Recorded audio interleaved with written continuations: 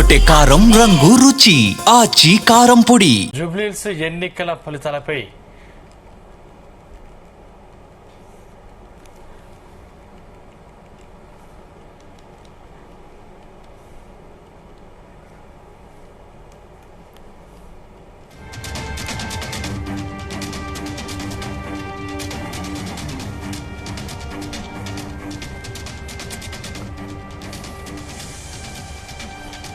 జూబ్లీహిల్స్ ఎన్నికల ఫలితాలపై బీఆర్ఎస్ లో టెన్షన్ నెలకొంది. ఎగ్జిట్ పోల్స్ ఫలితాలు గులాబీ శ్రేణుల్ని కలవరపెడుతున్నాయి.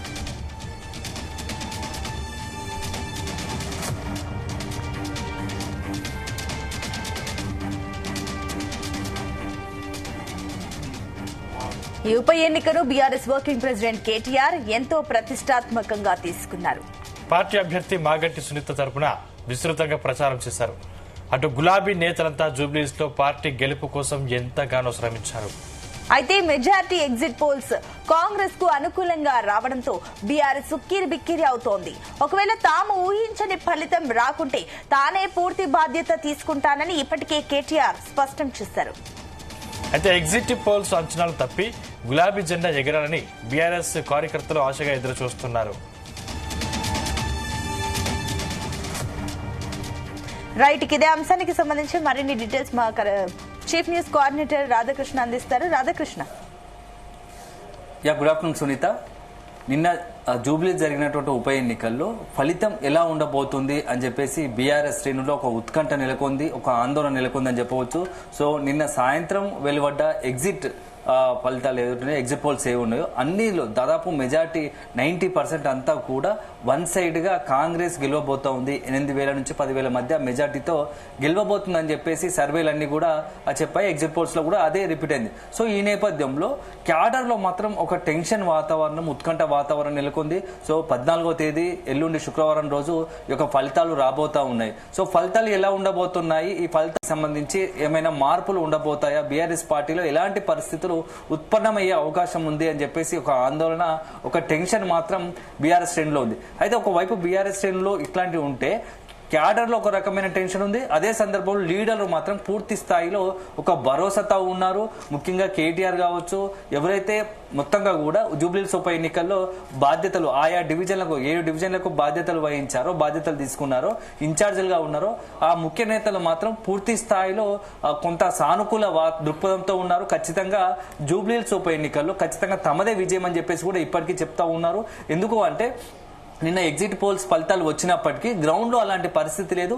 ఇది కేవలం కొంత కాంగ్రెస్ పార్టీకి సంబంధించినటువంటి అనుకూలంగా కొంత ఈ ఎగ్జిట్ పోల్స్ కనబడుతున్నప్పటికీ లోపల గ్రౌండ్ లో మాత్రం మేమైతే ఏదైతే ఆ డివిజన్ వారిగా మేము తీసుకున్నటువంటి సమాచారం ప్రకారం ఖచ్చితంగా బీఆర్ఎస్ కొద్ది మెజార్టీతో 5,000 నుంచి 8,000 మెజార్టీతోనైనా ఖచ్చితంగా గెలిచి తీరబోతుంది అని చెప్పేసి కూడా బీఆర్ఎస్ పెద్దలు, పార్టీ పెద్దలతో పాటుగా బీఆర్ఎస్ ముఖ్య నేతలు కూడా చెప్తూ వస్తున్నారు. అంతర్గతంగా ఇంటర్నల్ గా కూడా వాళ్ళు చెప్తున్నదే. సో మొత్తంగా కూడా వాళ్ళు ఇది కాకుండానే అనేకమైన మరికొన్ని కొత్త కారణాలు కూడా చూపిస్తున్నారు. ఎందుకంటే మొత్తం బీఆర్ఎస్ సంబంధించి జూబ్లీహిల్స్ ఉప ఎన్నికల్లో ఏదైతే ఎగ్జిట్ పోల్స్ వచ్చాయో గతంలో కూడా పార్లమెంట్ ఎన్నికల సమయంలో కావచ్చు, అదేవిధంగా ఆయా రాష్ట్రాల్లో జరిగినటువంటి అసెంబ్లీ ఎన్నికల్లో కూడా ఇవే ఎగ్జిట్ పోల్స్ చాలా సందర్భాల్లో ఇచ్చాయి. 90% పూర్తి స్థాయిలో ఇచ్చిన ఎగ్జిట్ పోల్స్ కు విరుద్ధంగా కూడా అనూహ్యమైన ఫలితాలు వచ్చాయి. సో ఇట్లాంటి పరిస్థితి రేపు 14వ తేదీ జూబ్లీహిల్స్ ఉప ఎన్నికల్లో కూడా అదే జరగబోతా ఉంది. సో ఎగ్జిట్ పోల్స్ ఫలితాలు ఎలా ఉన్నా విజయంపై మాత్రం తమ ఖచ్చితమైన ఒక నమ్మకం ఉంది. ఖచ్చితంగా గెలిచి తీరుతాము.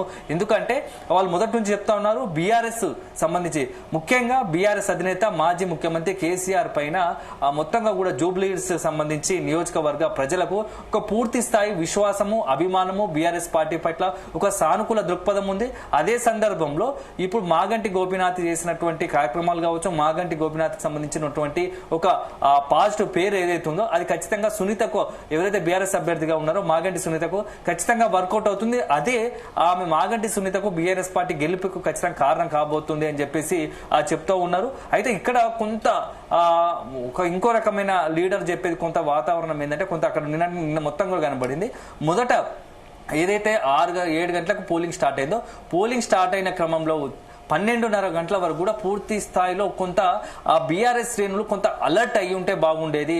ఆ 7 నుంచి 12:30 మధ్య కాలంలోనే వన్ సైడ్ గా కాంగ్రెస్ కొంత పాజిటివ్ గా మొత్తంగా కూడా అక్కడ ఎక్కడైతే ఆయా డివిజన్ లో కొంత ఓవరాల్ గా ప్రచారం కావచ్చు, కొంత పాజిటివ్ గా ఓటు బ్యాంకు క్రియేట్ చేసుకున్నట్టుగా అక్కడ ఎక్కడైతే ఆయా డివిజన్ లో పోలింగ్ బూత్ లో కొంత సిచ్యువేషన్ తమకు అనుకూలంగా మలుచుకుంది. ఇక్కడ బీఆర్ఎస్ శ్రేణులు కావచ్చు, అక్కడ ఉన్నటువంటి బీఆర్ఎస్ ఏజెంట్లు, బీఆర్ఎస్ క్యాడర్ మాత్రం కొంత ఆ విషయంలో కొంత నిర్లక్ష్యం వహించారు. సో ఆ ఇంపాక్ట్ ఏదైతే 7 గంటల నుంచి 12:30 మధ్య కాలంలో నిన్న జరిగిన పోలింగ్ ఇంపాక్టే మొత్తంగా కూడా జూబ్లీహిల్స్ ఉప ఎన్నిక ఫలితంపై ఆధారపడి ఉంటుంది. సో ఒకవేళ కాంగ్రెస్ అనుకుంటున్నట్టు ఇప్పుడు ఎగ్జిట్ పోల్స్ గనక ఏవైతే భావిస్తున్నాయో ఆ ఎగ్జిట్ పోల్స్ లో వచ్చేది మెజార్టీ కాంగ్రెస్ కు పాజిటివ్ ఉండడానికి కారణం కూడా ఉదయం 7 నుంచి 12:30 మధ్య కాలంలో జరిగిన ఓటింగ్ ఏదైతుందో అదే చాలా అత్యంత కీలకం అవుతుంది. సో అదే దానిపైన కాంగ్రెస్ పార్టీ ఇప్పుడు ఎగ్జిట్ పోల్స్ కూడా మెజార్టీ మొత్తం ఆ పోలింగ్ శాతం పైనే కాంగ్రెస్ కు అనుకూలంగా వాతావరణం ఉందని చెప్పేసి కూడా ఇప్పుడు ప్రకటించిన పరిస్థితి ఉంది. సో ఇప్పుడు అదే దానిపైన బీఆర్ఎస్ కూడా కొంత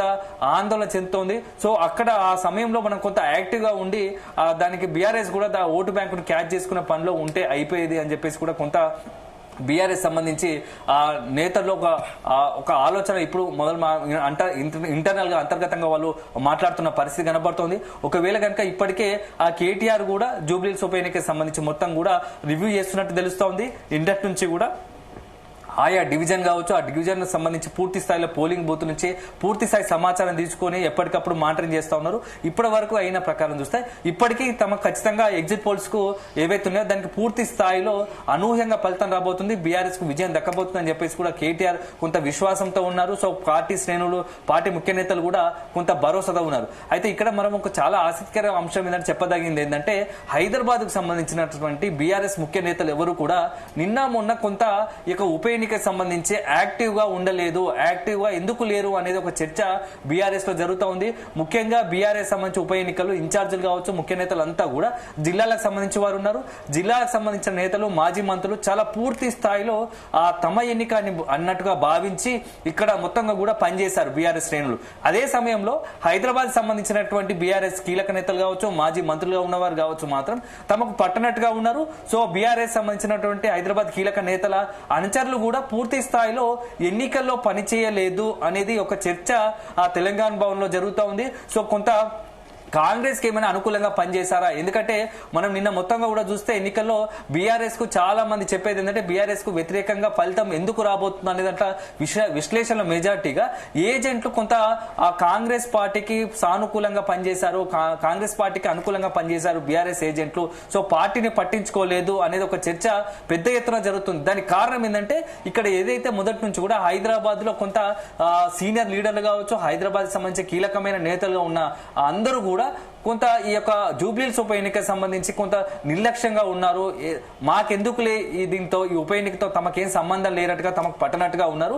సో అదే కొంత హైదరాబాద్ సంబంధించిన కీలక నేతలకు సంబంధించి యాక్టివ్ గా లేకపోవడం కూడా రేపు బీఆర్ఎస్ సంబంధించి ఏదైతే ఫలితం ఉందో అది వ్యతిరేకంగా వచ్చే అవకాశాలు లేకపోలేదు అనే ఒక చర్చ హైదరాబాద్ సంబంధించినటువంటి బీఆర్ఎస్ క్యాడర్ లో జరుగుతూ ఉంది. సో ఒక రకంగా మాత్రం ఇప్పుడు చాలా టెన్షన్ గా ఉన్నది బీఆర్ఎస్ పార్టీకి సంబంధించి.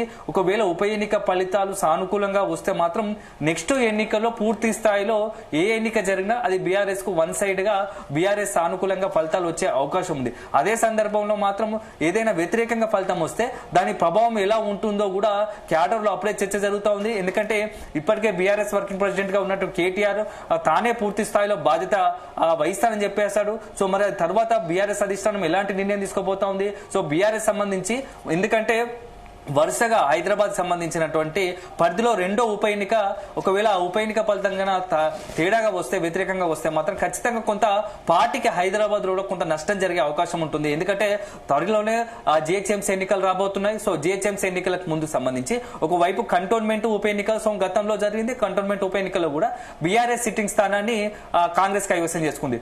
ఇప్పుడు కూడా జూబ్లీహిల్స్ ఉప ఎన్నికల్లో అదే గనక రిపీట్ అయితే మాత్రం ఖచ్చితంగా బీఆర్ఎస్ కొంత హైదరాబాద్ క్యాడర్ లో కావచ్చు, బీఆర్ఎస్ హైదరాబాద్ కీలక నేతల్లో కూడా కొంత ఇంకో రకమైన వ్యతిరేక ఆలోచనలు వస్తాయి. పార్టీకి సంబంధించినటువంటి ఆ విషయంలో పార్టీకి సంబంధించినటువంటి ఆలోచనలో కొంత భిన్నంగా ఉండే అవకాశం ఉన్నట్టుగా తెలుస్తోంది. సో ఏదేమైనా ఇప్పుడున్న పరిస్థితుల్లో బీఆర్ఎస్ సంబంధించి చాలా ఎల్లుండి శుక్రవారం 14వ తేదీ అనేది చాలా అత్యంత క్రూషియల్ అత్యంత కీలకమైన రోజుగా మారబోతోంది. ఆ ఫలితం ఎలా ఉండబోతోంది, ఫలితం ఏదేమైనప్పటికీ అయితే సానుకూలంగా వచ్చినా అయితే వ్యతిరేకంగా వచ్చినా దాని ప్రభావం మాత్రం ఖచ్చితంగా బీఆర్ఎస్ పార్టీ మీద తీవ్రంగా చూపబోతా ఉంది. సో ఒకవేళ అనుకూలంగా వస్తే మాత్రం ఖచ్చితంగా నెక్స్ట్ ఎన్నికల్లో కావచ్చు పార్టీకి సంబంధించి కేటీఆర్ కు పూర్తి స్థాయిలో ఇక లీడర్షిప్, ఇప్పటికీ ఆల్రెడీ కేసీఆర్ కొంత అనారోగ్య కారణాల రీత్యా కావచ్చు గత ఎన్నికల ఓటమి నుంచి పూర్తి స్థాయిలో ఫామ్ హౌస్ కి పరిమితం అయ్యాడు. సో పార్టీకి సంబంధించిన ప్రతి అంశాన్ని ప్రతి చిన్న విషయం కూడా అన్ని దగ్గర నుండి ఆ బీఆర్ వర్కింగ్ ప్రెసిడెంట్ గా ఉన్న కేటీఆర్ చూస్తున్నాడు. సో ఒకవేళ ఉప ఎన్నికల్లో గెలిస్తే మాత్రం ఇక కేటీఆర్ ఎదురులేని నాయకుడిగా మారతాడు. సో కేటీఆర్ ఇమేజ్ అమాంతం పెరిగిపోతుంది. సో ఇక కేటీఆర్ పార్టీకి సంబంధించి ఏది చెప్తే అదే ఫైనల్ కాబోతోంది. సో ఒకవేళ పార్టీకి వస్తే ఇలా ఉంటుంది.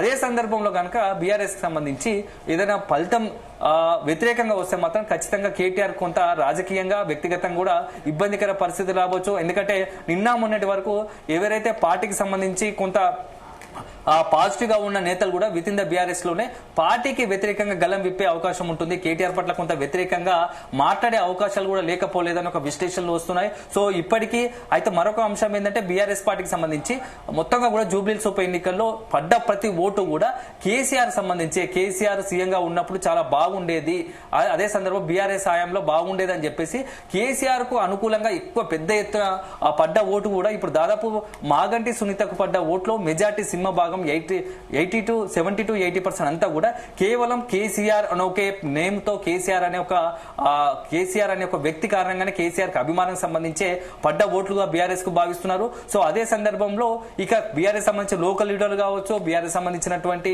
ఇక్కడ ఉన్న హైదరాబాద్ నేతలు కావచ్చు కొంత వ్యతిరేకంగా ఆ ఓటు బ్యాంకు పర్లేదని తెలుస్తోంది. సో మొత్తంగా కేసీఆర్ అన్న బీఆర్ఎస్ అన్న పూర్తి స్థాయిలో అభిమానం ఉన్నప్పటికీ దానికి సంబంధించి హైదరాబాద్ నేతలు కావచ్చు, అదేవిధంగా జూబ్లీహిల్స్ సంబంధించినటువంటి కీలక నేతలు బీఆర్ఎస్ ను ఓటు బ్యాంక్ గా మలుచుకోవడంలో కొంత విఫలమయ్యారు. సో పార్టీ ప్రజల పట్ల కొంత పార్టీ కేసీఆర్ పట్ల బీఆర్ఎస్ పట్ల సానుకూలంగా ఉన్నా దాన్ని ఉప ఎన్నికల్లో ఓటు బ్యాంకుగా ఓటుగా మలుచుకునడంలో కొంత క్యాడర్ కావచ్చు నేతలు కావచ్చు విఫలమయ్యారు. సో లాస్ట్ 2 రోజుల్లో తమకేమీ పట్టనట్టుగా, అదేవిధంగా ఎందుకంటే ఇతర జిల్లాల నుంచి వచ్చిన నేతలందరూ కూడా ఇక్కడ ఉన్నటువంటి నియోజకవర్గం విడిచి వెళ్లారు. సో ఇక్కడ లోకల్ గా ఉన్న లీడర్లు మాత్రం పూర్తి స్థాయిలో పనిచి కొంత అనుకూలంగా పనిచేశారు. వాళ్ళని ముందు జాగ్రత్తగానే కాంగ్రెస్ వాళ్ళని లోపరుచుకుంది. సో ఎవరైతే ఏజెంట్లు ఉన్నారో కీలక నేతలు ఉన్నారో పూర్తి స్థాయిలో వాళ్ళను నిర్వీర్యం చేసేట్టుగా కొంత లోపరుచుకొని ఉప ఎన్నిక పోలింగ్ సమయంలో అత్యంత క్రూషియల్ కీలకమైనటువంటి పోలింగ్ సమయంలో కొంత బీఆర్ఎస్ కు నష్టం జరిగే కారణం కూడా ఏజెంట్ల వల్ల కొంత నష్టం జరిగింది. ఏజెంట్లు కొంత పూర్తి స్థాయిలో పని చేయలేదనే ఒక విశ్లేషణ కూడా వినబడుతుంది. సో ఏదేమైనా శుక్రవారం 14వ తేదీ అనేది బీఆర్ఎస్ కు చాలా కీలకంగా మారబోతోంది. బీఆర్ఎస్ సంబంధించి భవిష్యత్తు రాజకీయానికి సంబంధించి ఒక కీలకంగా ఈ యొక్క ఉప ఎన్నిక మారబోతున్నట్టు ఎలాంటి సందేహం లేదని చెప్పవచ్చు. Sunitha. Right Radhakrishna, thank you.